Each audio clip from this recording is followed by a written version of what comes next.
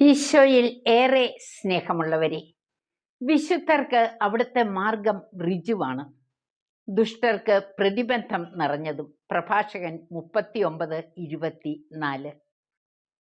ഇറ്റലിയിലെ റിവായിൽ ചാൾസ് ബ്രിജിത്ത ദമ്പതികളുടെ മകനായി ഡൊമിനിക് ജനിച്ചു. ദരിദ്ര കുടുംബം, എങ്കിലും അവർ ഭക്തിയിൽ മുൻപന്തിയിലായിരുന്നു. 7-ാം വയസ്സിലാണ് ഡൊമിനിക് ആദ്യ കുർബാന സ്വീകരിക്കുന്നത്. അന്ന് എടുത്ത തീരുമാനങ്ങൾ പ്രധാനപ്പെട്ടവ: പാപത്തേക്കാൾ മരണം, ഈശോയും മാതാവും എൻ്റെ കൂട്ടുകാരായിരിക്കും എന്നിവയാണ്. അനുസരണത്തിൻ്റെയും സ്നേഹത്തിൻ്റെയും ഉത്തമ മാതൃകയായിരുന്നു ഡൊമിനിക്. ഒരു വൈദികനാകുക എന്ന ലക്ഷ്യത്തോടെയാണ് ടൂറിനിലുള്ള ഡോൺ ബോസ്കോയുടെ ഓറട്ടറിയിൽ ഡൊമിനിക് 1954 എത്തിയത്. കൂട്ടുകാർ തമ്മിലുള്ള വഴക്കുകളും ദ്വന്ദ്വയുദ്ധങ്ങളും അവസാനിപ്പിക്കുക ഡൊമിനിക് ഒരു കടമയായി ഏറ്റെടുത്തു.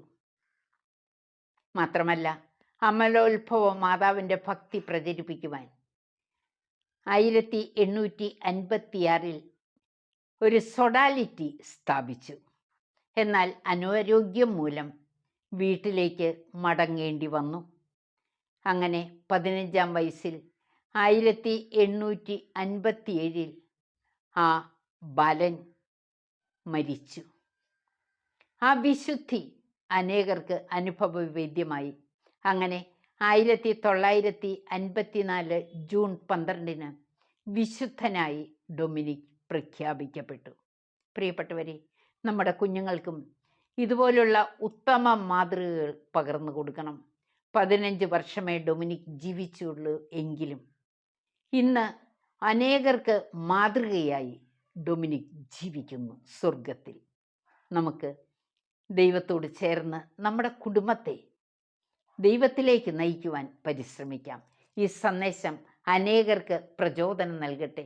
നമ്മുടെ മക്കളെ വിശുദ്ധിയിലും ഭക്തിയിലും വളർത്തുവാൻ കഴിയട്ടെ.